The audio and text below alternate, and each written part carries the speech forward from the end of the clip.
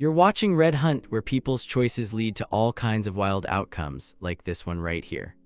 I'm getting married in a few months. I have been best friends with Joshua since we were 12 years old. We have been through everything together, including high school drama, college parties, and family issues. He is like a brother to me. About 3 years ago, I was dating Emily for almost 2 years. It was a serious relationship, and we discussed the possibility of moving in together. However, things fizzled out due to differences in our goals and numerous arguments. The breakup was mutual but difficult. Not even a month after we ended our relationship, I discovered that Joshua had hooked up with Emily. He did not tell me about it. I heard it from another friend. When I confronted him, he admitted it but claimed that they were never close and that we had already broken up. I was stunned and told him it was a massive betrayal, even though we were technically separated. He apologized but insisted that he had not done anything wrong. As a result, we did not speak for several months. Eventually, we started talking again, mostly due to mutual friends and the passage of time. However, our friendship has never been the same. I kept our conversations superficial, discussing topics like fantasy football and group gatherings. He seemed to think that things had returned to normal. Fast forward to now, I asked another friend, the one who informed me about Joshua and Emily's hookup, to be my best man. Joshua appeared genuinely shocked and later texted me, expressing that he had expected to stand beside me on my big day. I responded by saying that he made a choice that permanently altered our friendship. While I have moved on, I have not forgotten what happened. Now he is telling others that I am being petty and holding a grudge over something from years ago. A few mutual friends have suggested that I should let it go, especially since I did forgive him and allowed him back into my life. However, I never claimed that we were fully reconciled. I simply chose to be civil. He believes he deserves a place of honor in my wedding, but I do not trust him as I once did. So, am I in the wrong for not choosing my childhood best friend as my best man because of something he did years ago, even though we technically reconciled? Bro, that's wild. I mean, if Josh didn't do anything wrong, why didn't he just come clean from the start? Hiding it just raises more questions, you know. There's definitely a bro code here. Like, if he's even interested in a girl, she's off limits. It's not just about hooking up with an ex, it's really about respect for friendship. Honestly, an apology doesn't fix things, especially if he's doubling down on his actions. It's wild how people in the wrong always try to make the other person look petty. And if he thinks he can just demand to be your best man after all this, he's delusional. You don't owe him a spot in your wedding. He betrayed your trust and hasn't acted like a real friend since. So just keep your boundaries firm. You don't need that negativity around you. Am I the jerk for snapping at my mother-in-law after she said we don't do enough around the house? My fiancé, who is 23 years old, and I, who am 21 years old, moved onto his family's property to help out. Before this, we were homeless on and off for 2 years due to rent increases. During that time, we experienced severe trauma, including witnessing a friend being killed in front of us. I mention this for mental health context. His grandmother's health declined, so I, a certified nursing assistant, suggested that we help. We live in a trailer on the property, while his family, including his mother-in-law, who is 46 years old, lives in the main house. The house had mold in every room, rotting food in the pantry, and no stove. We have been slowly cleaning and fixing things. My fiancé has a rocky history with his family, including emotionally unavailable parents and a lot of blame shifting. He moved out at the age of 18. His mother-in-law claims she kicked him out, but we had already planned the move. I am not trying to villainize her. She has her struggles, but she can be emotionally volatile. Disagreeing with her often leads to yelling. Recently, we left a thawing turkey out and the cat got to it.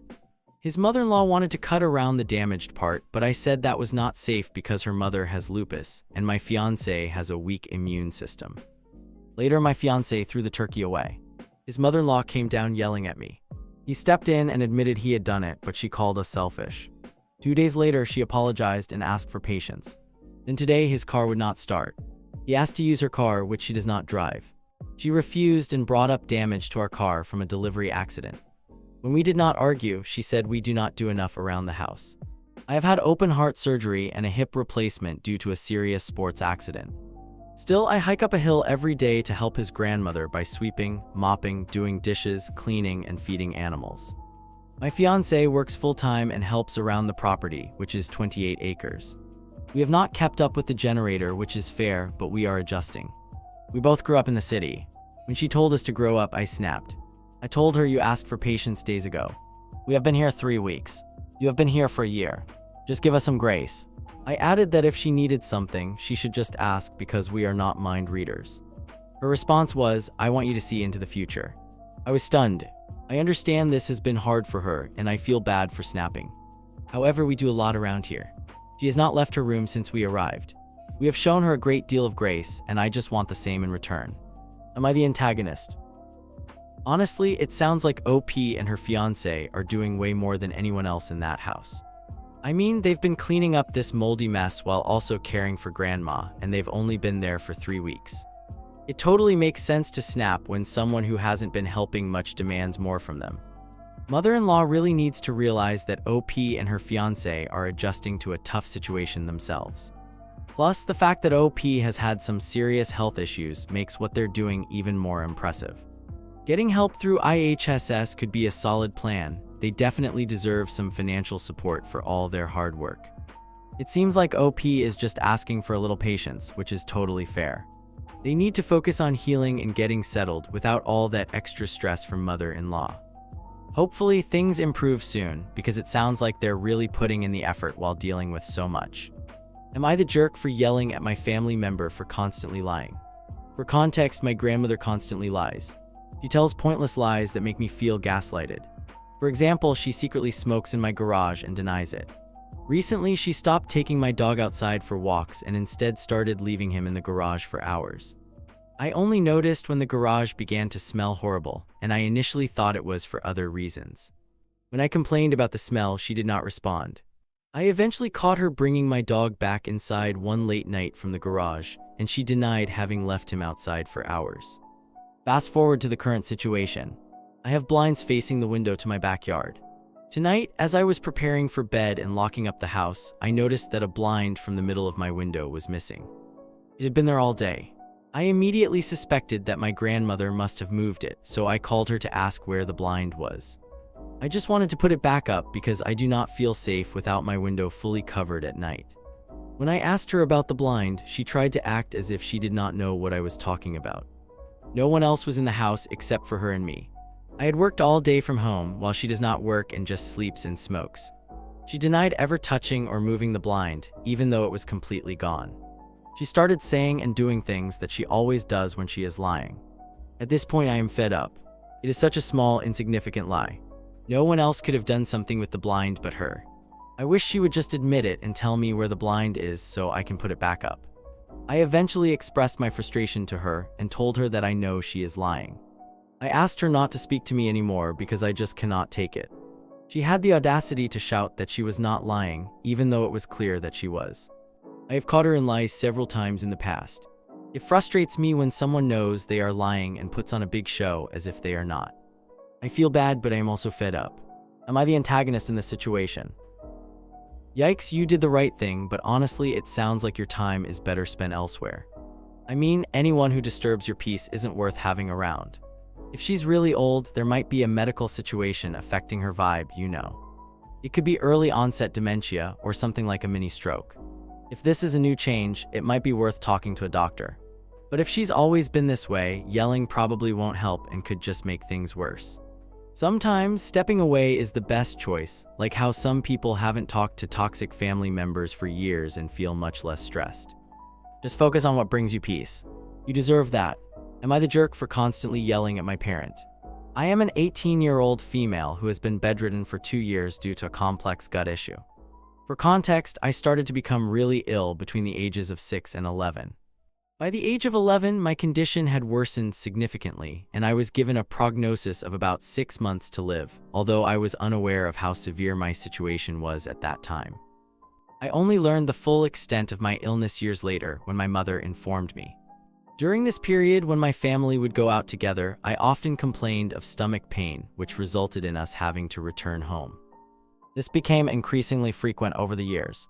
I also experienced anxiety during outings. My memories from this time are vague, but I do recall a specific incident where my father yelled at me for wanting to go home because of my pain. I began to improve after being diagnosed with 2 autoimmune diseases. At the age of 15, I had a breakdown in front of my parents, during which I expressed feelings of seeing things and being averted by touch. My mother took me to a therapist who diagnosed me with medical post-traumatic stress disorder and obsessive-compulsive disorder. Unfortunately, I became ill again at the age of 16. For the past 2 years, whenever I inform my father that I am in pain or crying, he often walks away and leaves my mother to handle the situation. He has yelled at me on a few occasions when I was unable to move or did not try hard enough to go outside, according to him. I do make an effort to go outside, but my symptoms need to be on the better side, which is rare and unpredictable.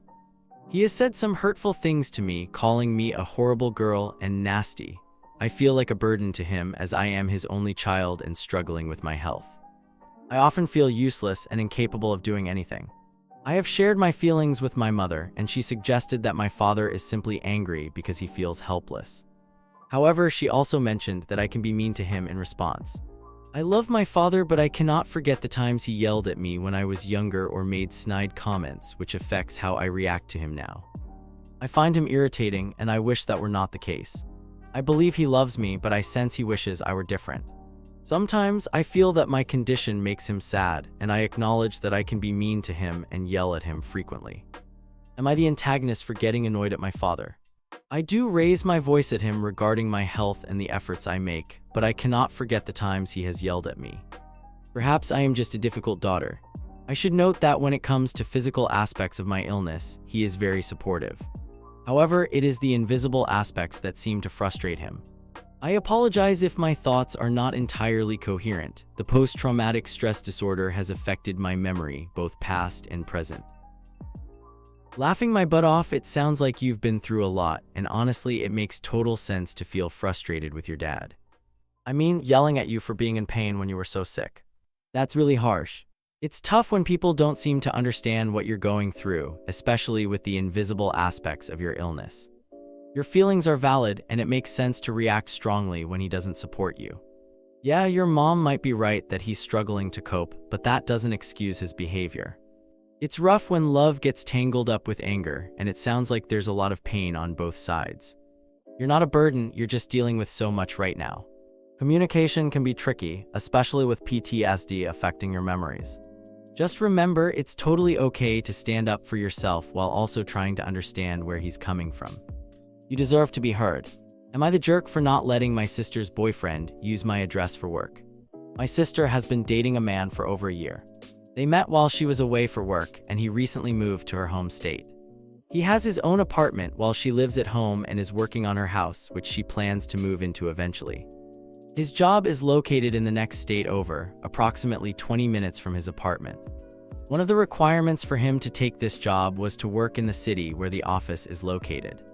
Before he moved, I suggested that he should find a place in the city to be closer to work, especially since he currently does not have a car and relies on rides or rideshare services to get to and from work. I thought living in the city would make things easier for him due to the availability of public transportation and rental bikes. She told me he preferred to live in her state because it is closer to her, about 15 minutes away. Recently, I spoke with her for over an hour during her long drive home. After our conversation, she sent me a text asking if he could use our address for work. I responded and asked her to call me, as this was not a casual text conversation. When I asked why he needed to use our address instead of his apartment, she explained that it was a requirement for his job, which states he must be in the same state as his office. She mentioned that he is trying to transfer to the office in his current state, but it is uncertain how long that will take or if it will happen. He needs our address to have his insurance card sent and for work purposes. I told her I needed to discuss this with my husband before making a decision. After talking to my husband, he expressed strong opposition to the idea because we have not met this person. He was concerned that if he used our address, his tax documents could be sent here, potentially causing issues for us related to fraud in the future. I have not met my sister's boyfriend, nor have I spoken with him on the phone. I have tried to arrange a meeting, but she is currently working 6 days a week and is very busy. On her one day off, they spend time together and run errands since he does not have a car. I called her back and explained that we wished we could help, but did not feel comfortable letting someone we do not know use our address for work. I shared my husband's concerns about future tax implications and our worries about potential issues. She responded that she understood and that it was okay, but I am left feeling that she might be upset with us and worried that he could potentially lose his job for not meeting the requirements. So Reddit, am I the unreasonable one, or are we just being cautious about a simple request? I don't know, man. You acted correctly. I mean, your sister's boyfriend is a grown adult who should really handle his own living mess, right? It's pretty wild that she expects you to let someone you don't even know use your talk about for work documents. That's a serious liability. If he's not following his job's requirements, that's on him, not you. Honestly, your husband is right to be cautious. Letting him use your talk about could lead to tax issues or other complications. If he gets caught, you definitely don't want to be linked to his mess. Plus, if he can't manage his own business, that's a huge red flag. Your sister may be feeling some type of way, but you're just setting a fair boundary here. Though stick to your decision, it's totally justified. Am I the jerk for wanting my in-laws to visit less? I am a 29-year-old female, and my husband is a 29-year-old male. We have been married for 2 years and together for 7. My husband has a unique career that requires us to travel almost every weekend for his competitions. He excels in his field, and I am incredibly proud of him. I love watching him pursue his childhood dream. However, his parents, my in-laws, come to town every single race weekend, which totals 33 weeks out of the year. They live about 20 hours away and drive to our home, often staying for weeks at a time. At the moment, my father-in-law has been at our house for 5 weeks. They do not communicate their plans in advance, so I am often left scrambling to prepare a space for them. This situation is challenging because I have a full-time job that requires a long commute, along with a couple of side projects that take up a significant amount of my time. When I arrive home, I would like to relax, but instead, I feel obligated to entertain them. I have expressed my concerns to my husband, and he agrees that the situation is overwhelming. We attempted to discuss this with my in-laws 6 months ago, suggesting that they do not need to visit for every race. However, they reacted as if we had delivered terrible news and avoided the conversation altogether. I cover all the expenses for food and utilities during their visits. I also prepare 98% of the meals, as my mother-in-law is not a skilled cook. While my father-in-law helps around the house, he often requires assistance, which disrupts our plans and chores. My mother-in-law is quite assertive and frequently believes she knows best about matters concerning my home. For instance, last night she invited 10 people over for dinner and decided to have my grandmother-in-law stay the night. Since she does not cook, I was left to prepare all the food and dessert for the gathering. I hosted a party in my home without ever being asked if it was a feasible option. I keep reminding myself that my husband's career will not last forever, and his parents will not be able to visit as frequently in the future. Still, part of me longs for my home back and wishes for some peace and quiet with my husband. So, am I wrong for wanting my in-laws to visit less often? I genuinely want my house back and to spend more quality time alone with my husband. Honestly, this is kind of wild. You did the right thing, but it sounds like it's time for some firm boundaries. First off, make sure you and your husband are on the same page about this situation. He really needs to have a direct chat with his parents and clearly say they can't stay as much. And when they do visit, they should definitely ask before inviting anyone over. I mean, it's just not fair to expect you to host a crowd without any heads up. Both of you should start saying no more often, no to cooking, no to hosting, and for sure, no to last-minute plans. If they say 10 people are coming, just tell them to find a restaurant. Remember, you and your husband need to present a united front. If you say no, but he tries to smooth things over, it kind of undermines your stance. So stick together and keep it clear. They need to respect your home and your space. Thanks for watching. When you subscribe, make sure to hit the bell to turn on notifications so you never miss a video.